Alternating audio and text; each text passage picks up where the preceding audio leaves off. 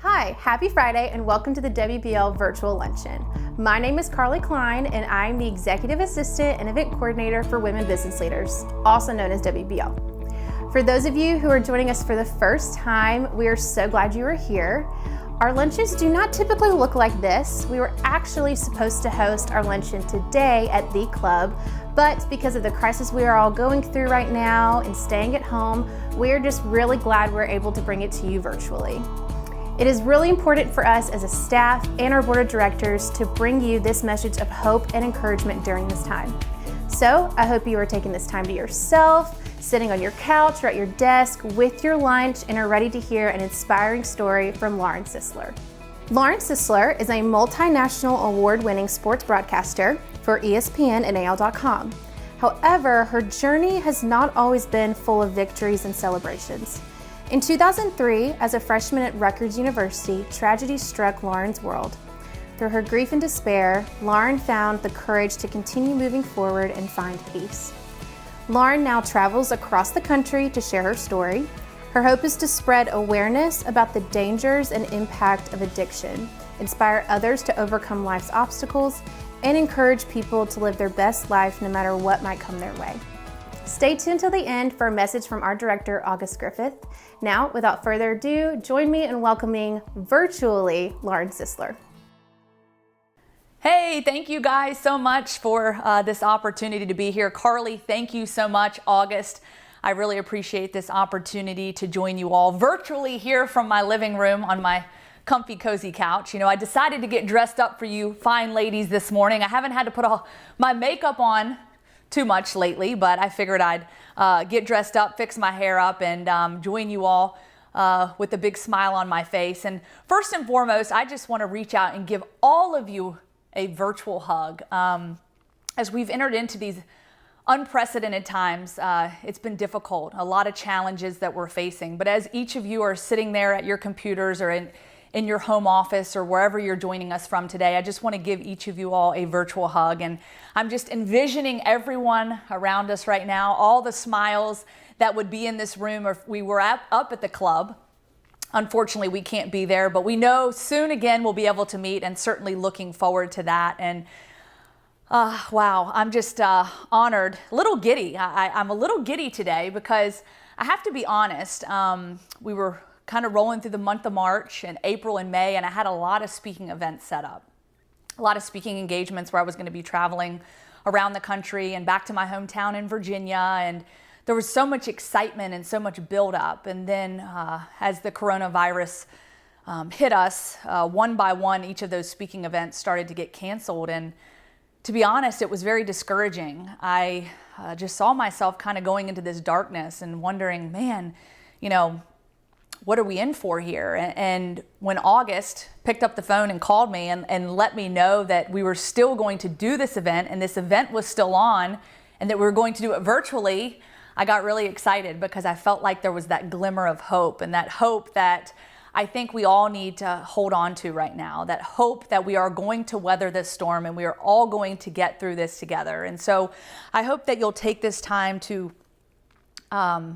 take a deep breath and really take in this moment and take in this opportunity to really count your blessings. Because I think that what happens in our life as we are going about our day to day, and we get busy and we get wrapped up in some of the things that are happening around us and the stress that comes with everyday life. And I think a lot of times what happens is those blessings start to collect dust and we're unable to see those blessings very clearly. And I think what happens is we start to lose sight of all those blessings that are surrounding us each and every day. And I think this is a time that God is allowing us to dust off those blessings. And those blessings have been there all along, but now He's dusting those off. So now they're right here in front of us in plain sight. And so while we are here at home, whether you're with your families or whomever it may be, just take this time to hug them a little tighter and know that we are going to get through this. We're going to get through this together, and we're going to be better for it. And so as I share my message with you today, I wanted to share this Bible verse with you from Psalm 25, 4-5. And it reads, "Show me your ways, Lord. Teach me your paths. Guide me in your truth and teach me. For you are God, my Savior. and my hope is in you all day long. It's so easy to be stuck in the past or worried about the future, but I know God calls each and every one of us to this moment, to this hour, and to this day.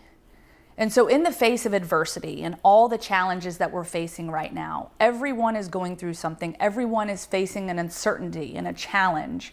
I want to challenge each and every one of you to dig deep within your soul. Do some soul searching, if you will, and find out who you really are. Take this time to find out who God has put you on this earth to be, to find that God-given purpose and that God-driven purpose, even in the face of adversity. And I'll tell you from my own personal experience, finding your identity and really digging within your soul to find out who you really are and your purpose here on earth, it's a process, and it's a process that continues to evolve each and every day.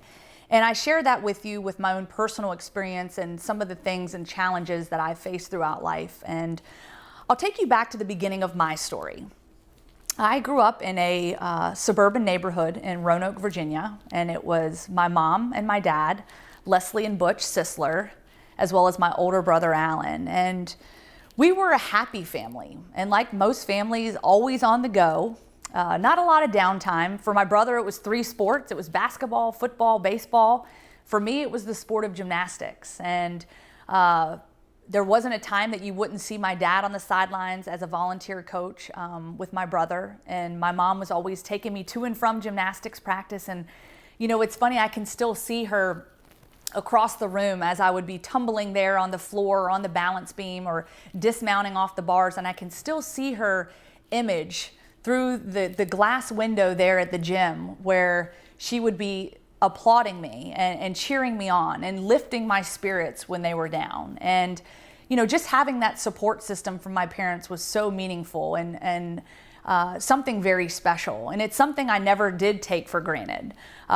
Like I said, we were a close-knit family, and, you know, during the summers, we were always up at the neighborhood swim club, and we were riding our bikes around the neighborhood until, of course, my dad would blow that loud, piercing whistle from up the road and told us kids to get on home because it's time for dinner. And, you know, I joke about this all the time. You know, my mom was a phenomenal cook. The sad part about it is, guys, is that my mom, she always made these great dishes, but me right here, the picky eater that I am, unfortunately didn't really enjoy those great dishes that my mom cooked until later in life, because I was all about the SpaghettiOs and all about the macaroni and cheese. You know, she always had to fix something separate from me. You guys know what that life is all about. But nevertheless, I really cherish those opportunities to come home and spend time with my parents and sit around the dinner table with my mom and my dad and my brother and talk about school and gymnastics and life and sports and just everything that was going on. And, you know, I have some fond memories of being in the backyard, jumping on the trampoline, and my parents were always out there washing the cars or doing the yard work. And they always just had a watchful eye on my brother and I. And I just felt so very fortunate that they were so involved in our lives, in our everyday lives, and really gave us all the tools and resources that we needed to succeed. I remember competing in my first level 10 gymnastics meet. It was the biggest meet I'd ever competed in. It was my first national gymnastics meet at the top level. And this gymnastics meet was in Florida. And you know, of course, I'm still young and I'm still, you know, trying to hone in my skills, but super excited to be there. And so far, I'm having a great meet. You know, I get through my first 3 events, and my final event was balance beam. And for those of you who might know a little bit about gymnastics, the balance beam is always the one that kind of gets people nervous. Well, you know, I mount the balance beam and I'm going through each of my skills, and I get to the very end of my routine as I'm about to dismount. I've got one more skill before that dismount, the full turn, and unfortunately I wobble and I fall off the balance beam. And as I hit the mat, you know, I'm very disappointed. I'm disappointed more because I felt like I had let my coaches down and let my parents down, because here I am on the national stage having a great performance, and then at the very end, you know, I have this fall. And as I'm about to pick myself back up and get on that balance beam, I can still hear it plain as day in my mind. It was almost like silence in the arena. But across the arena, I could hear my mom jump out of her seat. She said, "Don't worry, Lauren, we're still going to Disney World." And to me, that meant everything. Because like the NFL winning quarterback, or I should say Super Bowl winning quarterback, Patrick Mahomes, I got to go to Disney World, something I had always dreamed of as a little girl. And so through the disappointment, I realized that I could pick myself back up and continue moving. That disappointment evaporated very quickly once I was able to get on Splash Mountain and Space Mountain and, you know, all the fun things that come with being at Disney World. But nevertheless, gymnastics became my sport. And as I started to work my way up the ranks and I got into middle school and then high school, I realized that gymnastics is something that I wanted to pursue at the next level. I wanted to be a collegiate gymnast and wanted to earn that college scholarship. And it was something that I really worked hard for, because I thought in my mind, if I could earn that college scholarship and go to college and have my school paid for and my education paid for, I could repay my parents for all the time and the effort and the energy that they put into helping me to get there. And, you know, it was a grind. I was in and out of the gym 20 to 25 hours a week. I was commuting to and from gymnastics practice over an hour each way. And I got to be honest, when I turned 16, my parents were about as happy as they could have been, because I finally got my license and they said, "All right, girl, you're on your own now." So, you know, certainly a big investment for them. And I just knew that if I could get that college scholarship, that maybe, just maybe, I could pay them back for all that they had invested in me. So I remember stuffing about 50 envelopes with VHS tapes and sending these out to various schools around the country. And some of those schools, NC State, UNC, West Virginia, Air Force Academy, and then Rutgers. Rutgers, the State University of New Jersey, located in New Brunswick, New Jersey, or Piscataway. And I went for that official visit, and honestly, I was surprised, because as this young country gal from Virginia, I really wasn't sure what to expect with this experience. And, you know, I get to Rutgers, I get to this campus, and, you know, I was embraced. I really felt it was a place that I could call home. And so I knew it, like God was telling me, this is my chance. Like, this is where I belong. This is where I'm going to spend the next 4 years competing as a gymnast and obviously getting my education. And so I signed my letter of intent and got the rest of my life there in front of me, and just super excited for this opportunity. And I'll never forget getting to Rutgers, and we're unpacking my last box, and my mom and dad are standing in my dorm room, helping me to put my new bedspread on and get everything all situated. And as we're about to say our goodbyes, and in my family, it was never goodbye, it was always see you later. And so let's fast forward now to my second semester at Rutgers, and life was good. You know, the transition's always hard, especially going from high school to college. And being a collegiate athlete, there are so many demands, taking 18 course credits. You know, how are you going to get through all this? And but things were good. I was having fun. I was enjoying life. I was making friends. And like every day, I picked up the phone and called my parents just before I went to bed. And we had a great exchange. We talked to each other. I was talking about gymnastics, and my mom always wanted to know what new skills I was learning and how my routines were going and how I was progressing. And then she handed the phone off to my dad, and I talked to him for a few minutes, and we hung up the phone by saying, "I love you," and that was it. And nothing seemed out of the ordinary. And next thing you know, I wake up to the phone ringing. It's a little after 3 o'clock in the morning. I look at the clock, and I grab the phone off of my dresser, and I see on the caller ID that it says home. So I pick up the phone with a little hesitation, and I said, "Hello?" And my dad was on the other end, and he said, "Lauren, I need to talk to your brother." And I said, "What do you mean? What's wrong, Dad?" He said, "Lauren, I just need to talk to your brother." I said, "Dad, what's wrong?" And I could hear it in his voice, the hesitation and just the uncertainty. I said, "Dad, please tell me what's wrong." He said, "Lauren, I'm sorry, but your mom passed away." He said, "Lauren, I can't explain it now. I need you to get on the next plane you can, and I'll be at the airport to pick you up." So of course I hung up the phone, and I had to make one of the toughest phone calls I've ever had to make, in calling my brother Alan to let him know that my mom had died. I remember at that point I started pulling stuff out of my drawers and out of my closet, throwing stuff in a bag, and frantically trying to get my things together so that I could get home and be with my dad as soon as possible. I ran downstairs, I banged on my friend's door. I said, Craig, I need your help. I need you to give me a ride to the airport. My mom died. I need your help. And so we got in the car, and I remember it was like a race against time. We were trying to get to the airport as quick as possible because all I wanted to do in that moment was run and jump in my dad's arms and for my dad to tell me that everything was going to be okay. And I remember jumping off the plane and just sprinting through the terminal. And I get outside and I'm looking around waiting for my dad to pull up and pick me up. After a few minutes went by, he was not there to pick me up, but instead it was my uncle and my cousin Justin. And so we get in the car and we start driving. And as my uncle takes the exit ramp to get back on the highway from the airport, I finally worked up the courage to ask my Uncle Mike. I said, Uncle Mike, I said, where's my dad? And in that moment, he pulled the car over to the side of the road, and I remember I can still feel the gravel underneath the car as he pulls off the side of the road and puts the car in park, and he turns around and he says, Lauren, I'm sorry, but your dad passed away too. And I'm hearing those words and I'm thinking to myself, how can this be reality? How can this be true? And unfortunately, it would be months before we as a family would understand and truly know what took both of my parents' lives. This would be the beginning of my new reality, the new reality of living my life without my two best friends, the two people that would always come upstairs at night and say their prayers and tuck me in and remind me that through faith and that through God, I could weather any storm and that God would be there by my side no matter what circumstances were there in life and no matter what would challenge me through life. Both of them gone forever. And why and how?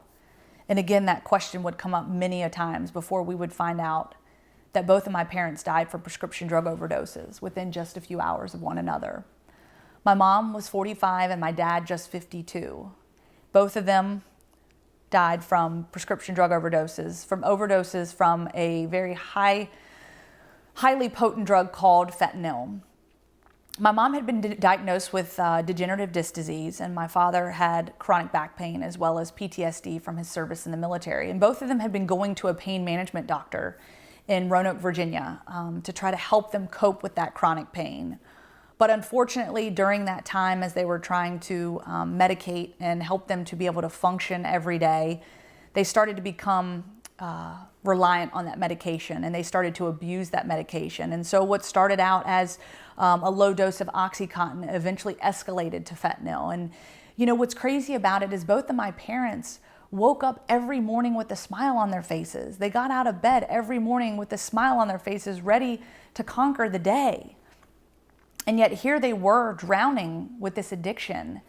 They didn't want people to know what they were going through and to burden other people with their problems and their challenges. And how did we not know that this monster had such a tight grip on both of my parents? How could we not know? How could we not understand it?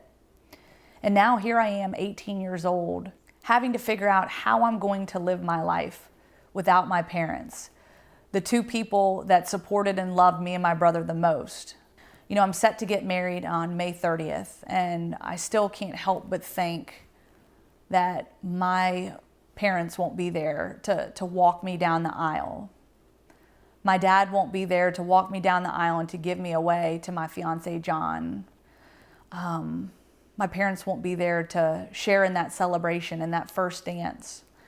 And unfortunately, John, my fiance, never got to meet my parents. And so my future husband will never have known who my parents were.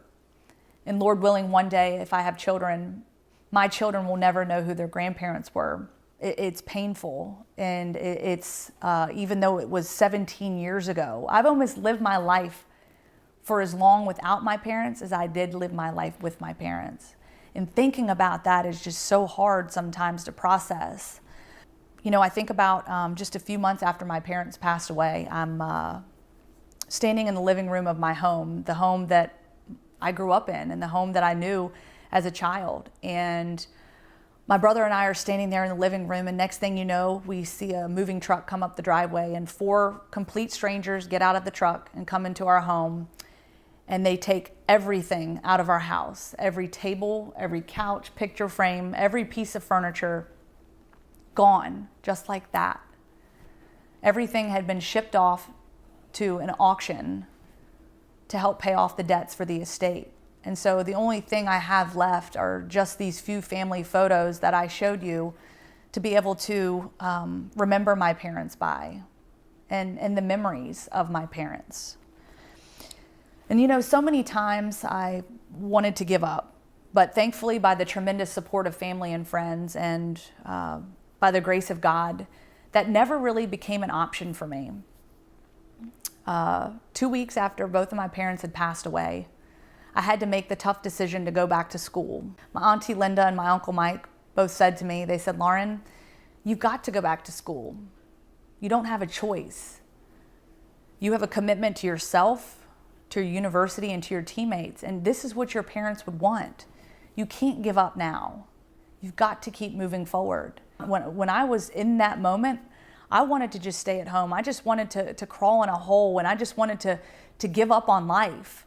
But I am so thankful that I didn't have that opportunity to do so, and that I really had a support system with my family and my friends and my teammates and those at Rutgers to really support me and kind of push me and say, "Look, Lauren, we want to help you succeed." And so thankfully I went back to school, and you know, it was a roller coaster ride. I struggled. I struggled deeply. I'm an AB honor roll student. Next thing you know, I'm making C's and D's. And you know, my dreams of being a sports doctor, a physical therapist were starting to evaporate and go out the window. I couldn't keep my grades up. And if I can't keep my grades up, I'm not going to be eligible for gymnastics. If I'm not eligible for gymnastics, I'm going to lose my scholarship. I lose my scholarship, I'm going to be sent home because I can't afford to stay in school. And so it's just this domino effect. And I'm sitting here and it's almost like I'm suffocating. I'm suffocating from this anger and this fear and this guilt and all this pain. And truth of the matter is, I was starting to see myself slip further and further away from God. You know, I was the one growing up when times would be tough in the Sisler household. I was always the one that would, you know, tell my parents, "Hey, you know, come on, let's get up and go to church." You know, what's crazy is in my darkest of days, I found myself slipping away from God and my relationship with God because I didn't want anyone's help. I didn't want God's help, and I didn't need anyone's help. But boy, was I wrong, because in that process, I realized now is the time that I really need to lean into my faith and lean into God. Because truth be told, God is the one that helped me to continue standing on my own 2 feet and helped me to put one foot in front of the other and know that if I just continued to move forward. So I started reevaluating where I was in life and realizing I wasn't happy with the direction I was going with my career. I certainly wasn't happy with my grades. You know, I wasn't healthy. I wasn't able to maintain my skill level in gymnastics. And so I started to reevaluate myself and started to reevaluate my passion in life and what is it I could do that was on purpose. And so it kind of started with thinking about maybe a new career field. And as I said, I wanted to be a sports doctor or a physical therapist, and realized maybe that was a childhood dream. Maybe there's something else I could be good at, something I'm passionate about that could give me purpose. And so I started to sort of look at different avenues. You know, I grew up around sports my entire life. I love sports, and you know, maybe sports broadcasting could be something that would be you know, fun and something that I would enjoy doing. You know, I love connecting with people. You know, I love being out in the community. I love telling stories. And so maybe sports broadcasting is something that I could be good at. And so as I started to realign myself and realize, okay, this might be something I can do on purpose, things started to change, and this weight started to lift off my shoulders. And I started to realize that, you know, we all have dreams and we all have hopes and aspirations, and sometimes those things change, but that's okay. We just have to readjust and we move in a different direction. And I think we're all faced with that right now. You're going to be challenged in life, and you're going to be on this road, and suddenly you're going to come to a crossroads, and you're going to have to decide, do you go right or left?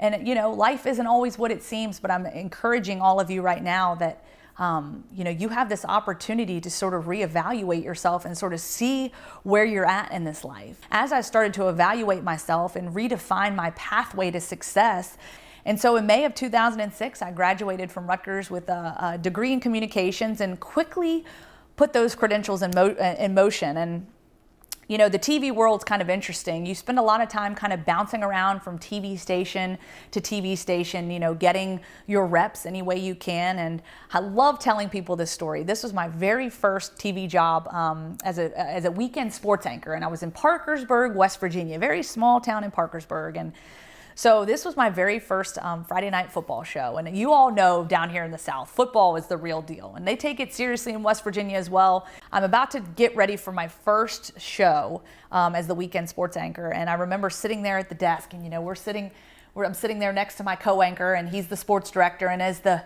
red light comes on the camera, I get the countdown in my ear and it says 3, 2, 1. And I'm like, oh, here we go. And so my sports director says, hey, welcome into Football Frenzy. We've got a new co-anchor. Why don't you introduce yourself? And he looked at me and I looked at the camera and I was like, nothing's coming out. I was so nervous that I forgot my name and I forgot where I was from. The first time on live television, and I blew it. The good news is, though, I was able to get more reps in. I kept my job, and I got to keep moving forward. And I'm still here, I guess now 8 or 9 years later. But you know, in this wild world of TV, you know, it takes a lot of reps and a lot of experience. And thankfully, I was able to get those reps and make my mistakes. And then that landed me a job here in Birmingham, Alabama, in 2011.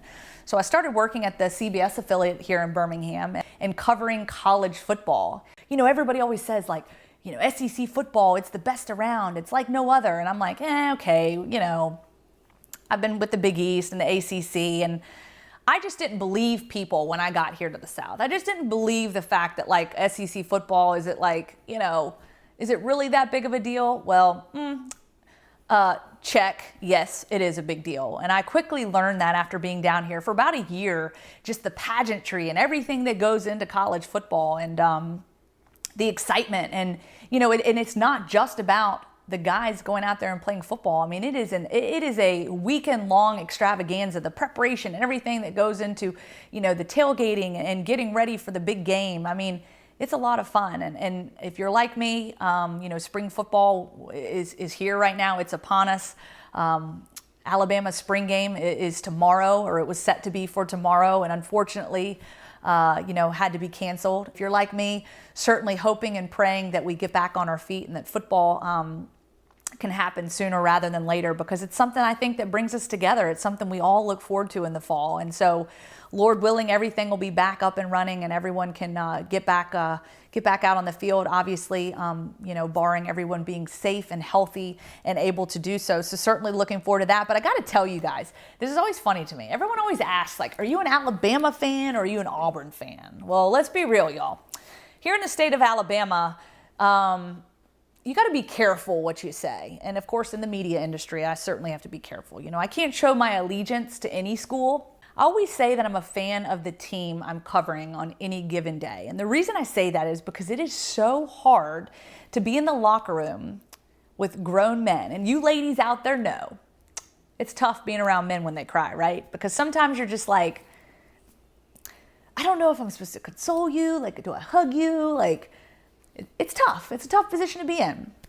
And I'll never forget the 2013 national championship game when Auburn played Florida State, and they really had it in the can. And then, unfortunately, 13 seconds later, it was a totally different ball game. And you know, unfortunately, Auburn wasn't able to pull off the title win. But I remember being in that locker room, and Trey Mason, their star running back at the time, we were doing an interview with him, and I remember kind of, you know, the cameras line up, and I had to get my microphone in there, and I remember being on one knee, and I had stuck that microphone up there in his face, and I remember tears just hitting me on my forehead, big tears, as he is trying to interview and keep his composure. And so I remember that just being such a difficult time, and ladies, as you know, it's tough seeing grown men cry. But, you know, I've got to admit, covering sports has been a blast. It's been a lot of fun.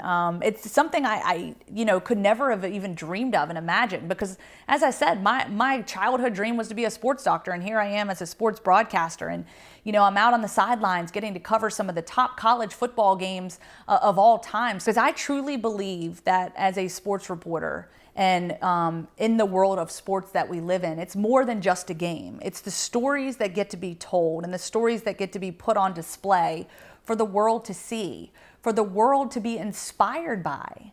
And to me, that is what makes sports so special, especially college athletics, because I feel like we have this opportunity to share these stories that have the ability to impact and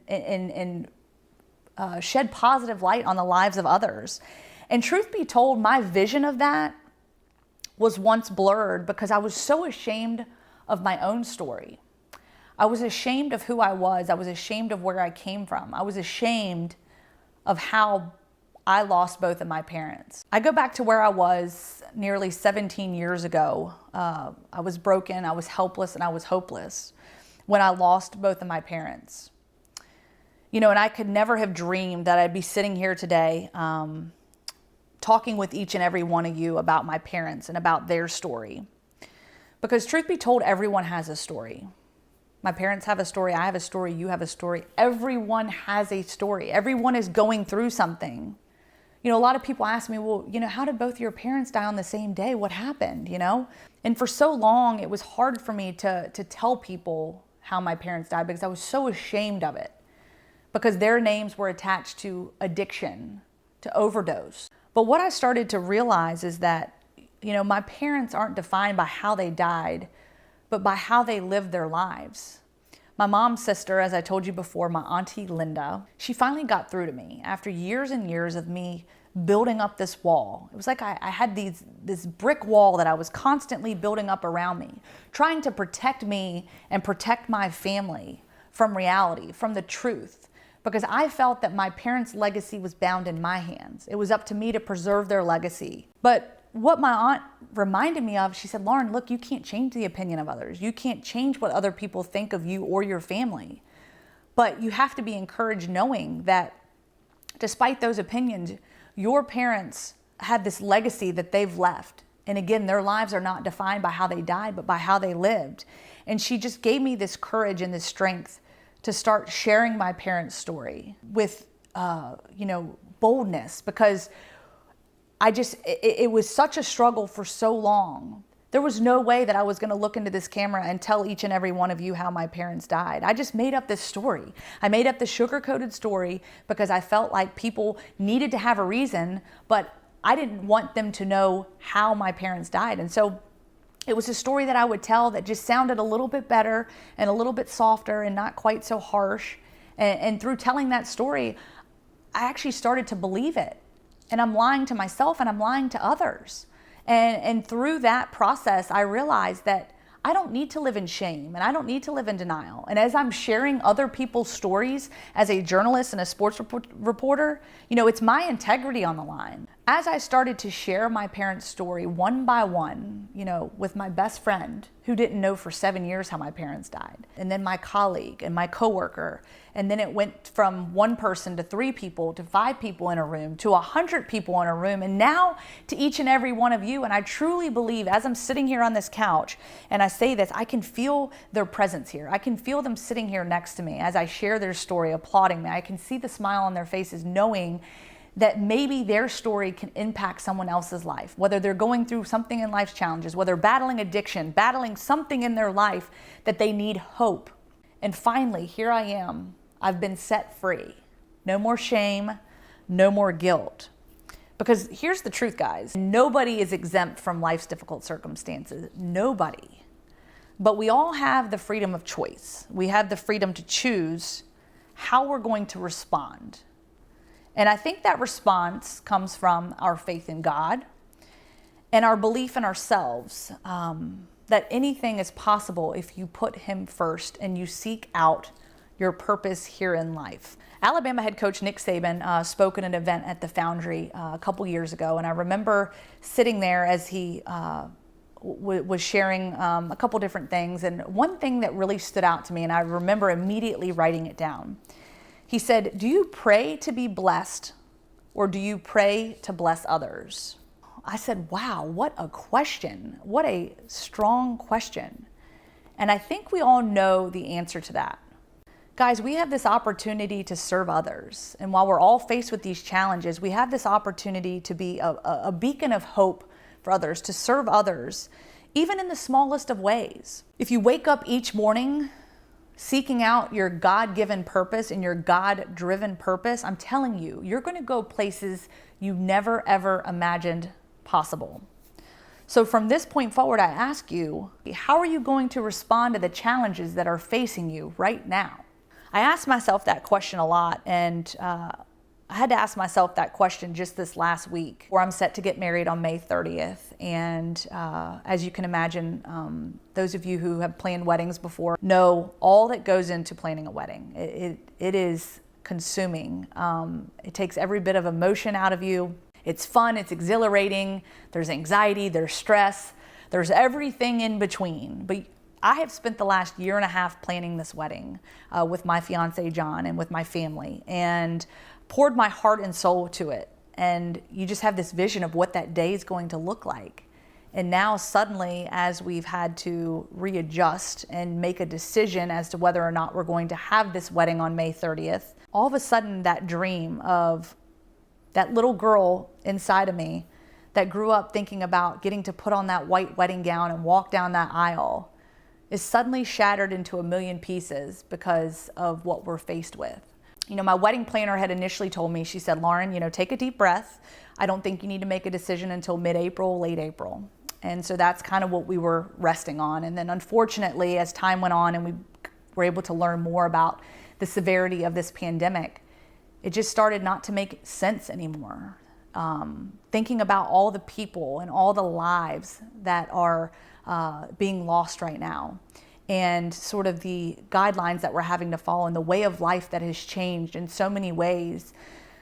We sat down and we prayed about it, and John and I made the decision to go ahead and postpone our wedding because we just felt that right now in this time, it's much more important to have our loved ones safe and healthy and to feel some peace of mind. And so we didn't want to put our loved ones in that situation of them having to make a decision whether or not to travel to our wedding there in Virginia. And don't get me wrong, it was a tough decision. And really, I got to be honest with you, we prayed about it. And early last week is when we kind of made that final decision, when the governor of Virginia issued an executive order to stay at home through June 10th.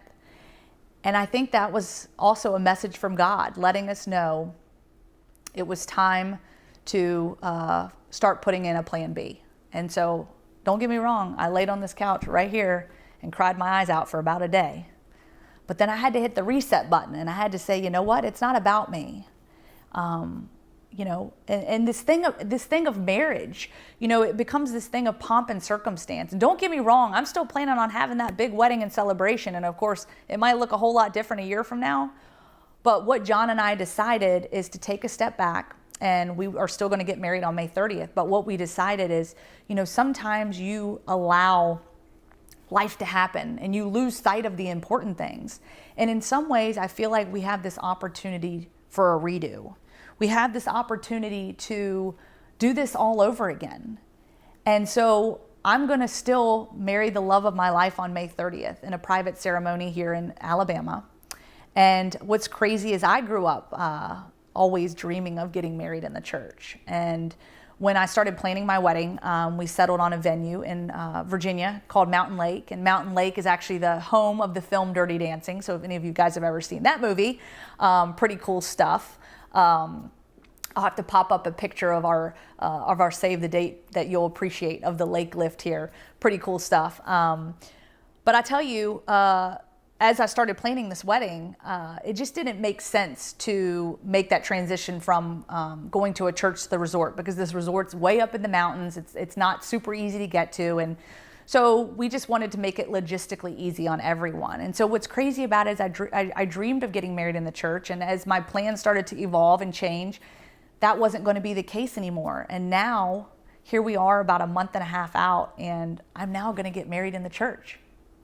And I'm just so thrilled about it. And just so fortunate to know some folks here that have helped me to kind of piece that together and make that happen on such short notice. And so I'm just so thankful for that opportunity to be able to, go to a place of Christ and share my vows with my soon-to-be husband, John. And what a blessing it is. And again, I told you, I laid on this couch and cried for a day, but I realized that, sometimes plan A isn't always the way it's going to work out, but sometimes plan B can be even better than plan A. And I'm telling you, sometimes it takes us taking a step back and seeing that plan B can sometimes be better. And now, as we plan for this May 30th private ceremony with my family, I think to myself, what a great opportunity to really just kick off some of the stress and realize that this is an opportunity to share a covenant with my soon-to-be husband and with God. And that's it. Take the stress away. And so now we sort of get a redo. And I got to be honest, when I have the opportunity, Lord willing, I hope I do, to talk to some future brides about maybe their plans and what they hope to do. And hey, do you have any advice for how you would handle certain things? And this is probably one thing I might propose and suggest, is that if you have the opportunity to do something small and then maybe something bigger later, maybe it's something to think about, because I do feel that this was all part of God's plan. And we sometimes just have to make the most of it. And I'm thrilled to have this opportunity to do so. And, have really just learned so much in this process, so much about myself and about those around me, and obviously the support system. And I think when we walk out of the shadows of this pandemic that we're faced, I just pray and I hope that each and every one of you can walk out of this darkness with a ray of hope and a ray of light, and to be able to see something that maybe you could never see before. And I hope that in some ways we're all different for it, but all different in a very special way. So ladies, I just want to encourage you as you climb that mountain, as you continue to climb this mountain, no more looking around. Just continue to climb that mountain and know you've got to put one foot in front of the other. And I think it is so important. And here's a quote that I want to share with you. I hear a lot of coaches, as you know, I'm around coaches a lot, so I like to take a lot of their quotes. This quote is, "Be where your feet are."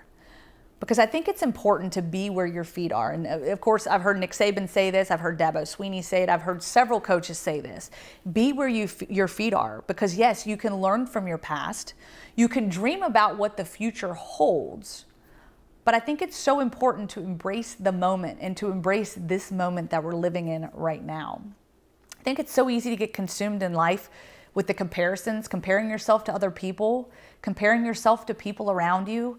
And it can be so time consuming. It can just suck the life and energy out of you. And social media is probably one of the biggest reasons, which I know we're utilizing social media right now. But I got to tell you, it's so easy to get wrapped up in those comparisons and those likes and those follows and wanting people to listen to what you have to say. And that, it becomes part of our brand as leaders, as women. Our brand, is sometimes out there on social media, and that's how we allow ourselves to be defined. Our self-worth is sometimes defined by someone clicking the like button. But guys, we got to drop the comparisons, and we got to realize that those expectations that are social media and the things that come with, the technology and the new things here in this society, that we can't allow those things to define our self-worth. And I have a perfect example of that. I'll never forget the day I allowed my age and my place in my career to almost be defined by a comparison. It was my first year of covering college football at CBS 42 in 2011, and we were on the road covering a road game for Alabama. And I remember being in the lobby by myself eating the continental breakfast. I'm pretty sure it was probably Lucky Charms, because I love Lucky Charms. I'm a kid. And I probably had a waffle, maybe a pancake, something like that along those lines.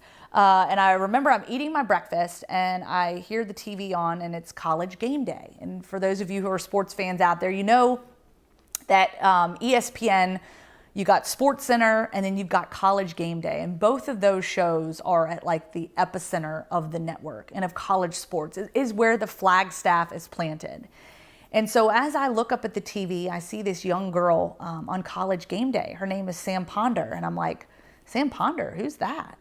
And so, of course, I get on the phone and I Google her and I think, oh, wow, like Sam Ponder, she's like a year younger than me and she's already on ESPN. She's already on College Game Day. And I think to myself, oh, wow, like maybe I missed the mark here.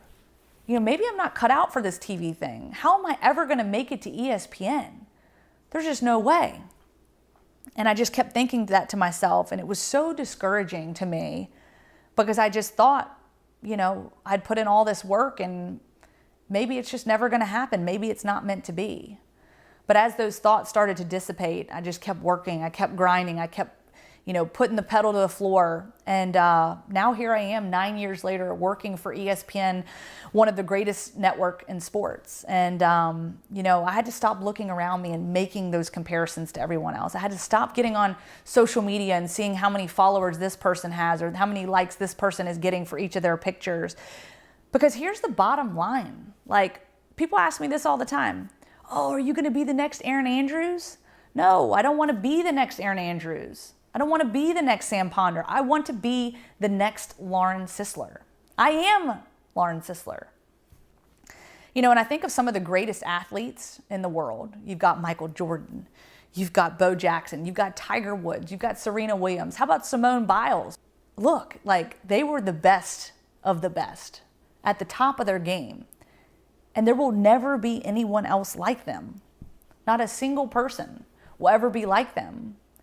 But why do you want to be like someone else? I think it's cool to mirror yourself after people and certainly take advice from other people and to see how people define their pathway to success and learn from that.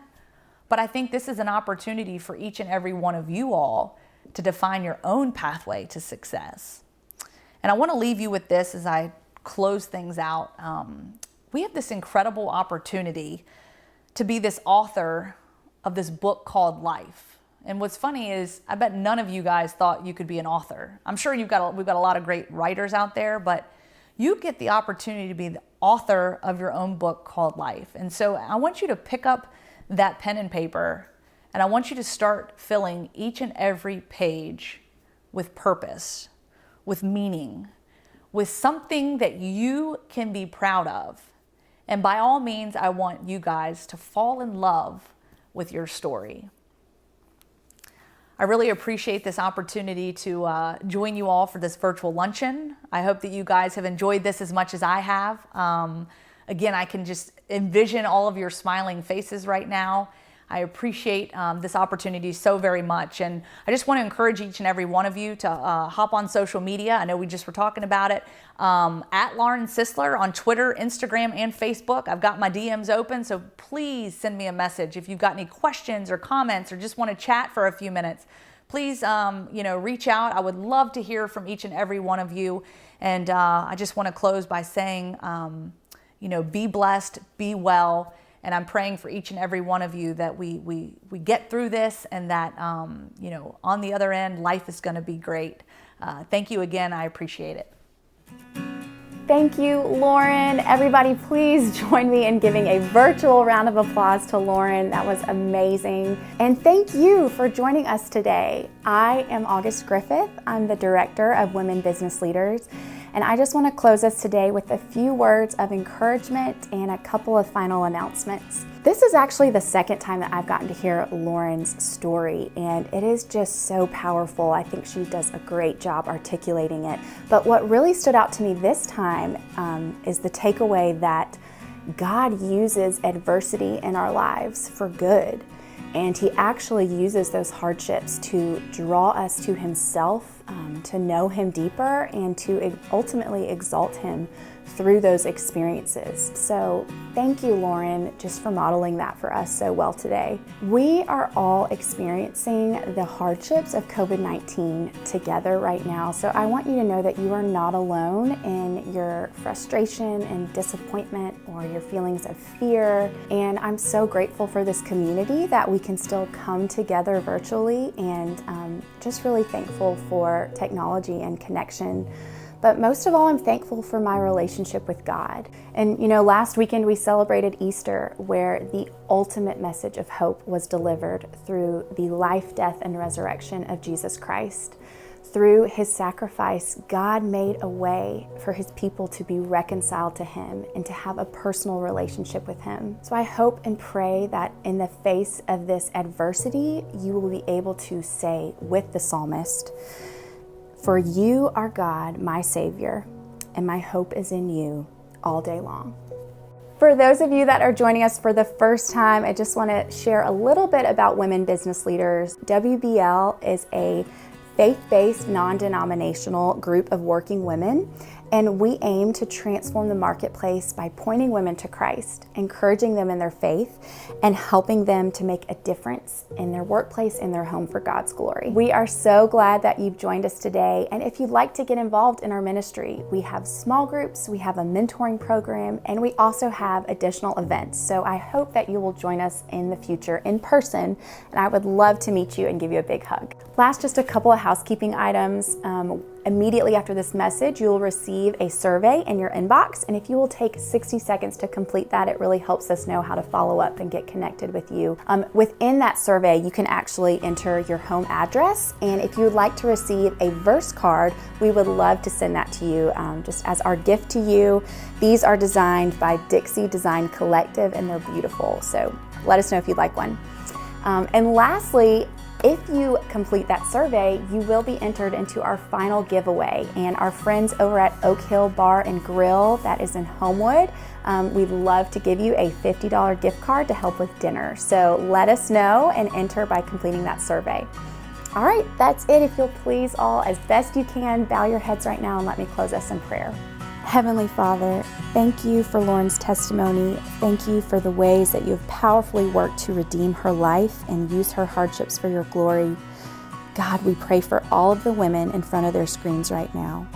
I pray that you draw them close to you and that they would know you and seek your face in the midst of this crisis.